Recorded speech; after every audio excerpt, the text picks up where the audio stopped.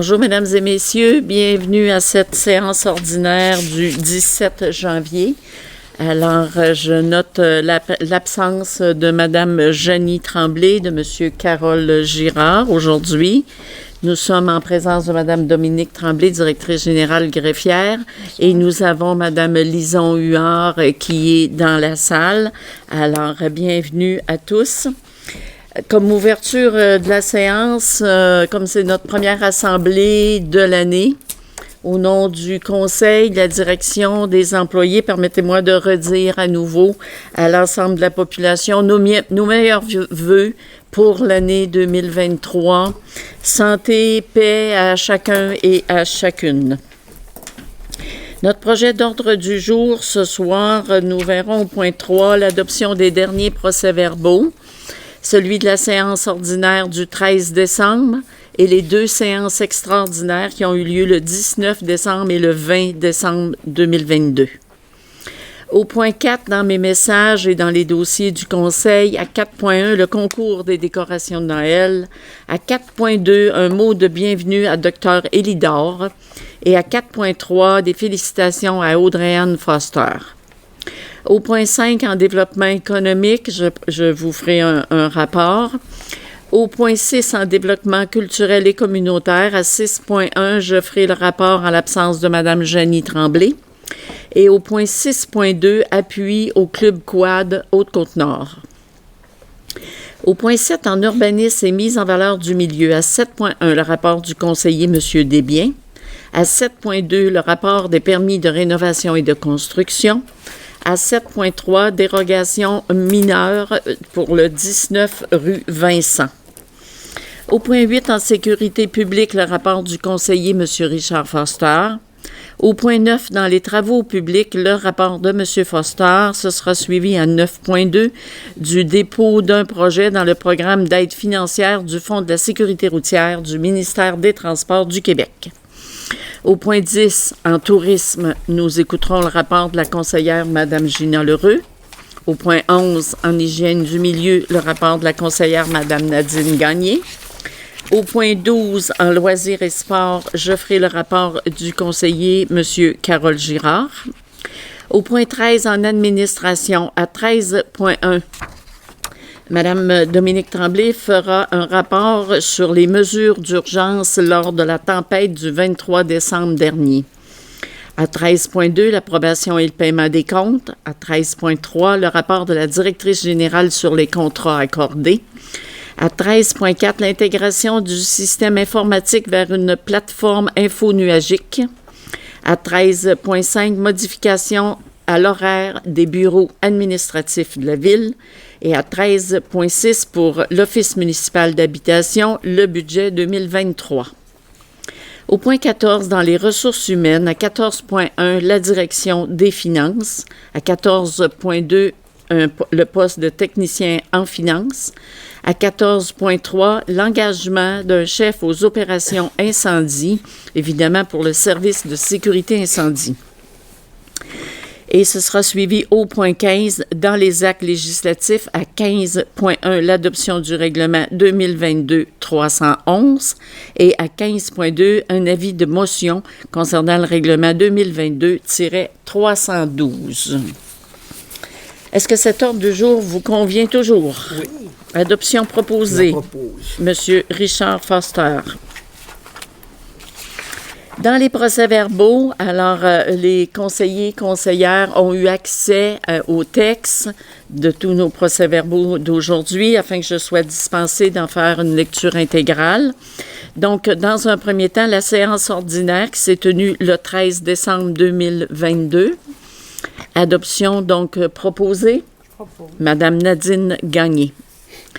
À 3.2, la séance extraordinaire du 19 décembre, rappelons-nous que c'était afin de fixer le taux de taxes de service, égouts, aqueducs, matières résiduelles, et c'était l'adoption aussi du règlement de la pêche blanche sur la rivière Laval. Adoption proposée, Madame Lheureux. À 3.3, la séance extraordinaire du 20 décembre qui était l'adoption de notre budget pour 2023. Adoption proposé. Donc, Monsieur Desbiens. Merci beaucoup. Au point 4, dans mes messages, alors, on a eu une équipe de juges qui ont sillonné les rues de la ville afin de constater et de reconnaître les plusieurs belles décorations. Alors, ce soir, on va faire la déclaration de nos grands gagnants. Donc, en 3 catégories. Dans la catégorie résidentielle, le premier prix, c'est la résidence du 101 9e rue qui appartient à Myriam Quinn et Éric Jean. Donc, le premier prix est d'une valeur de 100 $. Toujours dans la catégorie résidentielle, un deuxième prix d'une valeur de 75 $ pour le 47 rue Martel, propriété de Nathalie Girard et Régent Lavoie. Et ex aequo, on va donner 2 troisièmes prix d'une valeur de 50 $ pour le 58 route 138 Ouest, Mme Carole Jourdain et Daniel Savard, et le 34 rue Robin, Mme Michèle Lévesque et Dany Dufour. Dans la catégorie maison mobile, un prix de 100 $ pour le 19 rue Sauvé, Mme Sandra Saint-Gelais et Steve Ouellette. Et finalement, dans la catégorie commerce, un prix de 100 $ pour le 22 route 138 S, propriété de J. Lheureux et Fils. Alors, chacun va recevoir son chèque et un certificat qui est sur ce modèle, donc dûment signé par moi-même, qui vient par un petit message reconnaître que ces gens ont contribué de façon un peu plus exceptionnelle à faire de belles décorations de Noël. Je profite quand même de l'occasion pour dire que oui, on a des gagnants, mais beaucoup de gens ont vraiment fait des décorations, ont mis des lumières. La réponse a été excellente. Il y avait des rues complètes qui étaient illuminées des deux côtés. Alors, à chacun, encore une fois, je vous dis un immense merci. Et félicitations donc à nos gagnants qui recevront par la poste le prix que je viens de mentionner. Au point 4.2, au nom du Conseil, mais au nom de l'ensemble de la population, nous voulons vraiment donner un mot de bienvenue particulier, vraiment chaleureux, à Dr. Hélène Élidor et à sa famille. Donc, Dr. Élidor débute sa pratique au centre de santé. On est toujours porté à dire au CLSC, mais au centre de santé. Elle s'installe à Forestville avec son conjoint, M. Semel Chérizol, son fils, David, qui est un gentil bambin de 6 ans. Alors, vraiment, on vous souhaite un beau mot de bienvenue. La Ville a apporté sa collaboration au cours des derniers mois de l'année 2022, avec grand plaisir d'ailleurs, en faisant la promotion de toutes nos installations, en aidant aussi à la recherche de logements, en faisant connaître tous nos attraits pour faire en sorte que oui, on accueille, mais oui aussi, on souhaite vraiment que ce soit une nouvelle famille qui s'intègre dans notre communauté et qu'elle partage nos beautés et notre joie de vivre au niveau de la population. Donc, vraiment, bienvenue, Dr. Élidor, et à toute votre famille. À 4.3, des félicitations renouvelées à Audrey-Anne Foster. Je sais qu'on la nomme souvent, mais ça veut dire qu'elle le mérite. Alors, il y a eu les championnats canadiens de patinage artistique dans la catégorie senior qui ont eu lieu à Oshawa, en Ontario, il y a déjà, en fin de semaine dernière. Et Audrey-Anne s'est classée à une 11e place. Alors, Audrey-Anne, encore une fois, félicitations, puis bravo pour tes efforts et ta persévérance. Tu es un exemple pour nos jeunes. Alors, à chaque fois, ça nous fait plaisir de souligner ta très grande performance. Au point 5, en développement économique, Mon message sera assez court, mais je voudrais rappeler aux entreprises, aux jeunes entrepreneurs ou à ceux qui ont des idées pour devenir entrepreneurs ou à nos organismes communautaires qu'il existe différents fonds, plusieurs programmes au niveau de la MRC de la Haute-Côte-Nord pour soutenir des initiatives, des développements d'activités ou autres. Alors, parfois, peut-être que le projet est pas fini, pas concrétisé, mais moi, ce que je vous invite à faire, c'est si vous avez des idées et des projets, contactez les gens de la MRC au niveau des programmes de développement économique, développement social. Partagez vos idées de développement et voyez avec les conseillers, les agents qui peuvent vous accompagner s'il y a du soutien financier, comment ça peut structurer. Il y a là un service d'aide qui semble être méconnu.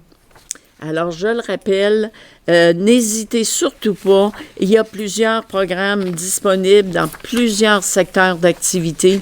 Donc, faites appel à ces conseillers qui vont pouvoir vous accompagner et vous guider. Au point 6, en développement culturel et communautaire, à 6.1, donc, Jenny avait préparé un message qui concerne la bibliothèque municipale. Donc, elle voulait rappeler que la bibliothèque vient de recevoir 1600 nouveaux titres. Donc, des livres qui seront sur les tablettes d'ici le 30 janvier prochain. Nous invitons la population à passer les voir. Et on invite aussi les jeunes dans un concours de lecture à découvrir le roman policier.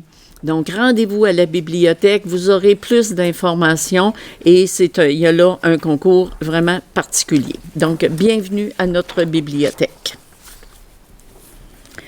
À 6.2, le club quad Haute-Côte-Nord. Alors, on sait que les sentiers véhicules VHR, c'est fort important dans notre développement économique des communautés. L'offre de services pour les véhicules hors route est aussi attractif. Il y a de plus en plus d'adeptes, de clientèle en provenance d'un peu partout. Et le club quad a comme projet le pont de la charge de la rivière au Pin qui a besoin vraiment d'un nouvel entretien pour maintenir donc ce sentier-là. Alors, il y a donc une résolution de la Ville pour les appuyer dans les démarches qu'ils font auprès du ministère des Transports pour obtenir une aide financière. Ce pont-là doit être reconstruit. Je rappelle, il est aux 4 km de la route 385. Alors, appui au Club Quad par une proposition de M. Richard Foster. Tout le monde est d'accord? Oui. On va aller maintenant en urbanisme et mise en valeur du milieu à 7.1 pour commencer le rapport du conseiller M. Mario Desbiens. Merci, Mme la maire. Travaux sur la propriété. La plupart des travaux nécessitent un permis ou un certificat d'autorisation. Il est donc primordial de planifier avant de débuter vos travaux. L'obtention de votre permis ou le certificat d'autorisation. Pour en faire la demande, il suffit de remplir le formulaire prévu à cet effet, disponible au bureau municipal et sur notre site Internet. Documents requis. Il est à noter que dans certains cas, des documents sont requis lors d'une demande de permis ou de certificat d'autorisation. Dans ce cas, notre technicien en urbanisme vous indiquera quoi fournir. Délai d'émission des permis. Le délai d'émission est au maximum 45 jours pour un permis et un maximum de 30 jours pour un certificat d'autorisation. Et ce, une fois tous les documents nécessaires déposés, la demande sera durement complétée et payée. Nous vous invitons à ne pas attendre la dernière minute pour déposer votre demande. Merci. Merci beaucoup, M. Desbiens. À 7.2, le rapport des permis de rénovation et de construction. Donc, avant de le faire par résolution, je vais demander à Mme Dominique Tremblay de nous en faire une brève présentation. Merci, Mme la maire. Donc, pour l'année 2022, nous avons donné 134 permis de rénovation pour un montant total de 6 458 696 $. Donc, c'est quand même plusieurs rénovations qui ont été effectuées pour embellir notre ville. Donc, voilà. Le meilleur montant de nos 3 dernières années. Absolument. Alors, nous devons accepter ce rapport par résolution. Propose. Monsieur Desbiens. À 7.3, nous avons une demande de dérogation mineure pour le 19 rue Vincent, portant le numéro 2022-03. Donc, c'est la propriété de monsieur Samuel Rousselot qui veut se régulariser parce qu'il y a une non-conformité et il y a vraiment un problème au niveau de la vente de la propriété. Alors, c'est que la bâtisse principale, par rapport aux limites de l'immeuble, n'est pas conforme au règlement municipal car elle empiète de 1,29 mètres dans la marge de recul latérale nord, alors que le règlement prévoit un minimum de 4 mètres et que la bâtisse est seulement à 2,71 mètres. Le comité consultatif d'urbanisme a étudié la demande et nous en recommande son acceptation.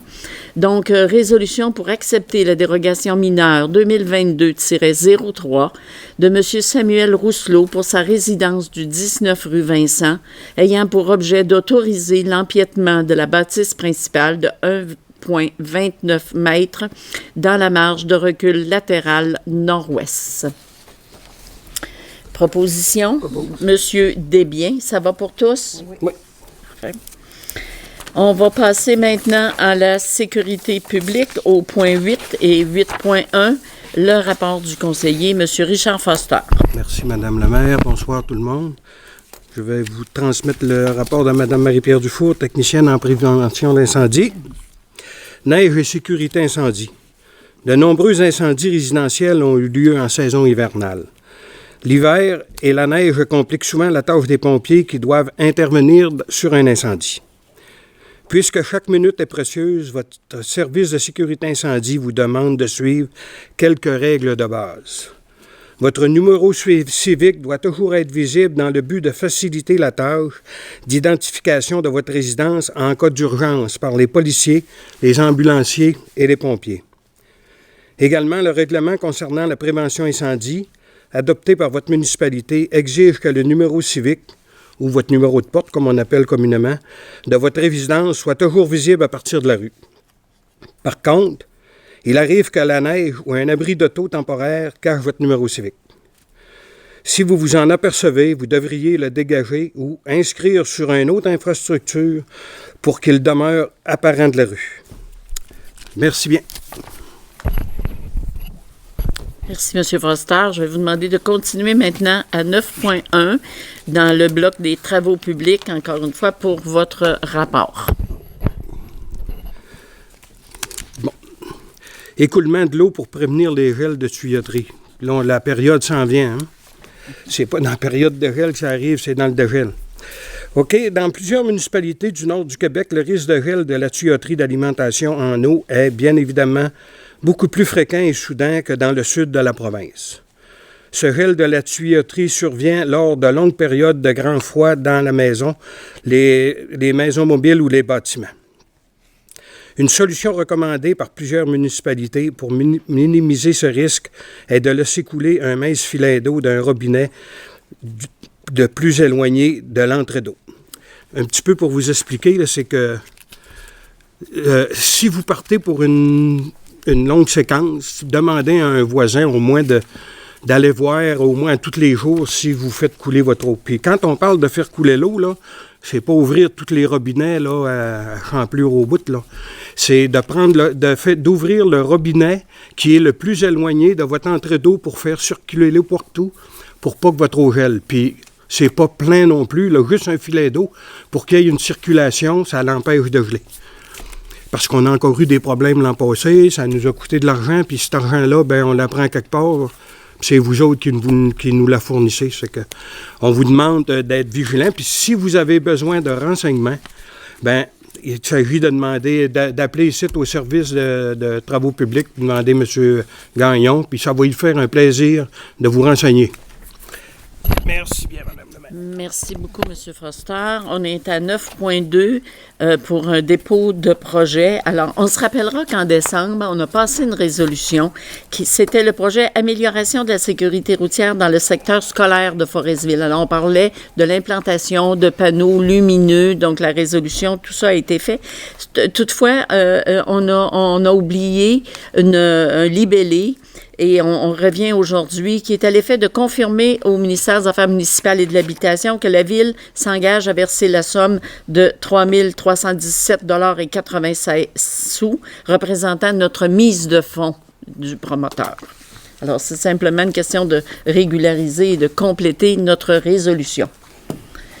Quelqu'un en fait la proposition? Madame L'Heureux. On va aller maintenant au point 10, au niveau du tourisme, à 10.1, donc le rapport de la conseillère, Mme Gina L'Heureux. Merci, Madame la maire. Bonsoir à tous. Vous vous rappelez qu'on avait parlé le mois dernier pour la réservation du camping. Donc, il est maintenant possible de réserver un terrain de camping ou un prêt à camper pour la saison estivale 2023 dès maintenant. On vous invite à vous rendre sur la plateforme camping.ca. Pour les réservations de prêt à camper, il faut choisir l'onglet Hébergement juste après la ligne. Complétez votre réservation en ligne. Donc, on attend vos réservations pour la prochaine saison. Merci. Merci beaucoup, Mme L'Heureux. On va continuer au point 12, à 12.1, le rapport, au point 11, en hygiène du milieu. Je suis en train de passer au point 11, en hygiène du milieu, le rapport de la conseillère, Mme Nadine Gagné. Merci, Mme la maire. Recyclage. Est-ce obligatoire de recycler? Oui. Par le fait même, vous contribuez à la protection de l'environnement, à réduire les coûts d'enfouissement des ordures et à stimuler l'emploi local valorisant nos matières recyclables au Québec. Des sanctions peuvent être données aux citoyens qui ne recyclent pas ou qui mettent des matières interdites dans le recyclage, comme des résidus de construction, des résidus verts, des résidus domestiques dangereux, etc. Pourtant, on reçoit des beaux petits calendriers avec tout ce qu'il faut faire en début d'année. Pourquoi recycler?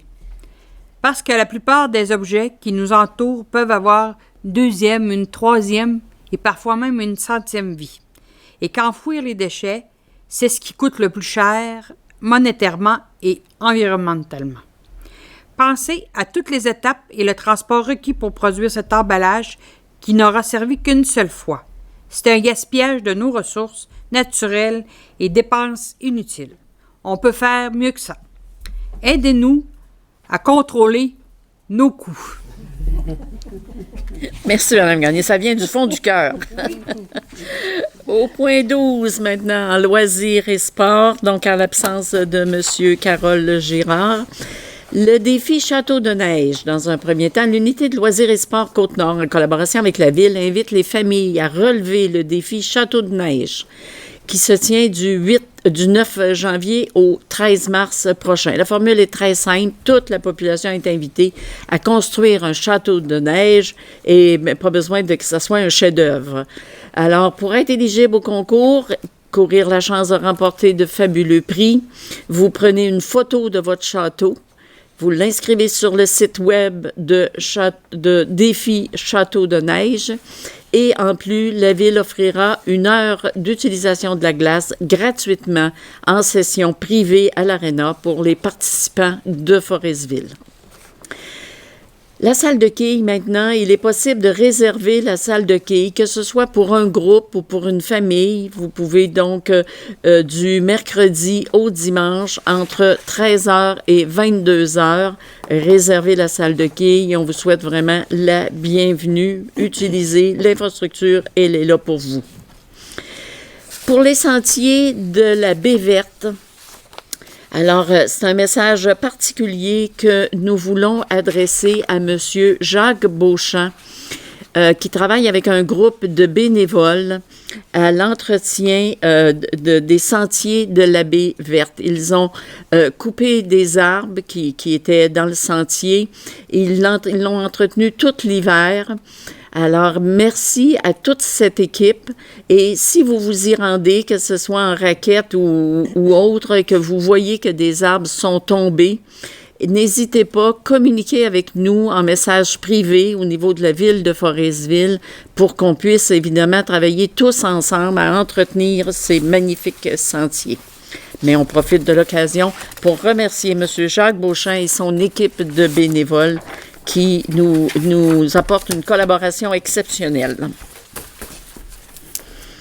Au point 13, en administration, premièrement, à 13.1, alors le rapport de la directrice générale, qui est aussi la coordonnatrice des mesures d'urgence. Donc, rapport sur les mesures d'urgence qui ont eu lieu dans le cadre de la tempête du 23 décembre dernier. Madame Tremblay, la parole est à vous. Merci, Madame la maire. Bonsoir tout le monde. Pardon. Donc, comme nous le savons bien, le 23 décembre, 19h, il y a eu une panne d'électricité à Forestville et ailleurs, dans les autres municipalités. Les informations étaient alors que Hydro-Québec faisait le nécessaire pour rétablir le courant le plus rapidement possible, tout en espérant une reprise de demi-journée en demi-journée. C'était alors l'information d'Hydro-Québec. À partir du 25 décembre, aux alentours de 10 heures, nous avons débuté une organisation des services d'aide, un centre d'hébergement et autres. Les pompiers et pompières, de même que des agents de la Sûreté du Québec, ont fait du porte-à-porte pour connaître les besoins et assister les citoyens de Colombier qui étaient aussi sans téléphone. L'électricité est revenue à Saint-Marc vers l'heure du souper. À compter de 18 heures, le même jour, nous avons fait du porte-à-porte à Paul B. 13 résidents ont alors exprimé le besoin de se déplacer vers notre centre d'hébergement. Rapidement, nous avons rappelé au travail 2 employés qui se sont assurés d'avoir des denrées, du café, des matelas et couvertures pour accueillir les 13 citoyens. Les pompiers sont retournés chez ces citoyens pour les aviser que le centre d'hébergement était prêt à les accueillir et voir s'ils avaient des besoins de transport. Les citoyens ont décidé d'attendre au lendemain. 2 dames se sont présentées, dont une a pris une douche, s'est reposée, a pris un café et a décidé de retourner chez elle. L'autre dame a été transférée pour la nuit au motel 4 Saisons. Le centre alors a été fermé. Nos coûts totaux de l'opération Tempête du 23 au 27 décembre pour la Ville sont de 10 000 $, tant de tous les intervenants, direction générale, travaux publics, loisirs et incendies. Je remercie tous les intervenants, direction, commerçants, Danube Bleu, Motel 4 Saisons, pompiers et pompières, policiers, Madame Anctil aussi à titre de mairesse et de préfet. Le succès de l'opération est celui de chacun et chacune d'entre nous. Merci. Merci beaucoup pour ce rapport. À 13.2, l'approbation et le paiement des comptes. Alors, je le rappelle, les conseillers et conseillères ont eu accès à l'ensemble des comptes, ligne par ligne, en séance de travail, afin d'être dispensés de toute la lecture. Donc, proposition de M. Richard Foster pour accepter le paiement des comptes. Est-ce que ça va pour tous? Oui. À 13.3, le rapport de la directrice générale sur les contrats qu'elle a accordés. Donc, le premier contrat a été accordé le 3 janvier 2023 à Activa Environnement pour la surveillance des travaux de vidange des boues pour un montant plus taxes applicables de 18 299 $. Le deuxième et dernier contrat accordé le 16 janvier 2023 à Mme France Thibault, ingénieure, en accompagnement et soutien technique en ingénierie sur divers projets, pour un montant de 10 000 $. Donc, ces 2 contrats ont été accordés. Voilà. Donc, considérant que la directrice générale a le pouvoir de passer les contrats nécessaires afin d'exercer la compétence qui lui est dévolue, c'est conforme à l'article 33 du règlement relatif à la gestion contractuelle. Elle a toutefois l'obligation de faire un rapport à la séance qui suit l'accord des contrats tel que Mme Tremblay a fait aujourd'hui. Donc, résolution pour confirmer l'octroi de ces contrats. Messieurs, dames, proposeurs? Oui. Madame Gagné. Tout le monde est d'accord? Oui. À 13.4, intégration du système informatique vers une plateforme infonuagique. Alors, je vais résumer la résolution à l'effet que le système que nous avons présentement, avec un serveur qui est physiquement, qui doit être changé d'ailleurs à tous les 4-5 ans, donc, et qui coûte environ un peu plus de 3 000 $ à chaque fois. En plus, c'est qu'on n'a pas la possibilité de travailler à l'extérieur du bureau et d'avoir accès à nos documents. La façon qu'on peut le faire, c'est qu'il faut quelqu'un à l'intérieur du bureau qui ouvre une application pour qu'on puisse à l'extérieur pouvoir s'en servir. Alors, vous comprenez qu'on a un système qui est là, mais qui est dépassé. Et, dans le fond, il y a nécessité, donc, d'intégrer notre système informatique, migrer nos systèmes vers ce qu'on appelle une plateforme infonuagique. Donc, il y a eu des prix qui ont été demandés. Il y a une soumission de l'entreprise INSO, qui est une compagnie spécialisée dans le domaine, qui fait en sorte que l'installation, l'intégration, la migration des logiciels pour un coût de 13 498 $. Et bien sûr, il y a un hébergement mensuel dans l'info nuagique qui est au montant de 714 $. Alors, le règlement de gestion contractuelle nous permet l'achat de gré à gré quand le seuil est moins de 121 200 $ décrété par le ministre. Donc, résolution pour accepter la soumission de INSO du 16 décembre 2022 et d'autoriser l'installation, l'intégration, la migration des logiciels au montant de 13 498 et l'hébergement infonuagique de 714 $ mensuellement, évidemment, plus taxes. Je propose. Proposé par Mme Leroux. Tout le monde est d'accord? Oui. À 13.5, donc, vous savez qu'on apporte une attention particulière à nos employés et on est à l'étape de modifier l'horaire d'ouverture des bureaux administratifs. Donc, du lundi au jeudi, ce sera des journées pleines, donc de 8 à 12 et de 13 à 16 heures.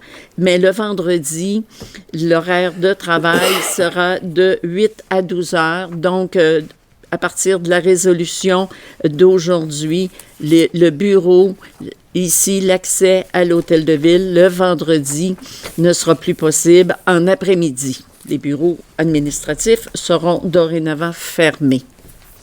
Cette modification-là, au niveau de l'entente avec nos employés, doit être faite, bien sûr, par une résolution du Conseil. Proposition? Propose. Monsieur Desbiens. Tout le monde est d'accord? Oui. À 13.6 pour l'Office municipal d'habitation. Alors, c'est d'accepter le budget de l'Office municipal d'habitation pour l'année 2023 tel qu'il nous est présenté. Ce budget prévoit des revenus de 125 894 et des dépenses de 136 643. Alors, vous voyez qu'ils ont un déficit qui est anticipé, qui pourrait être de 10 749 $ et il y a une entente à l'effet que c'est bien sûr la contribution de la Société d'habitation qui serait de 9 674 $, mais la Ville doit s'engager dans ce déficit pour un montant de 1 075 $. Par résolution, proposée par M. Richard Foster. On va aller maintenant au point 14 dans les ressources humaines. Premièrement, à 14.1, à la direction des finances.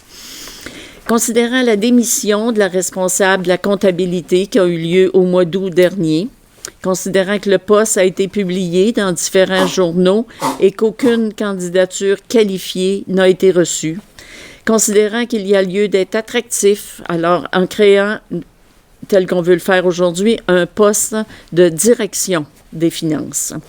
Résolution, donc, à l'effet de procéder à l'ouverture d'un poste de directeur ou de directrice des finances et intégrer ce poste à la politique des conditions de travail des employés cadres à la classe 3. Donc, par résolution, Madame Nadine Gagné. Tout le monde est d'accord? Oui.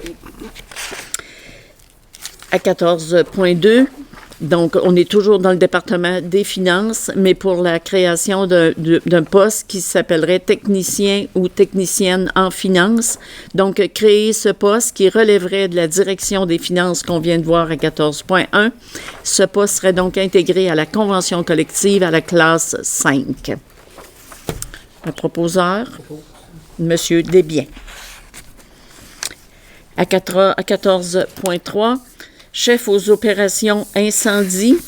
Alors, il y a eu comité de sélection pour ce poste. Nous avons une recommandation favorable pour procéder à l'engagement, je dirais au retour, à l'engagement de M. Michel Canuel à titre de chef aux opérations, dont sa date a été fixée au 23 janvier 2023.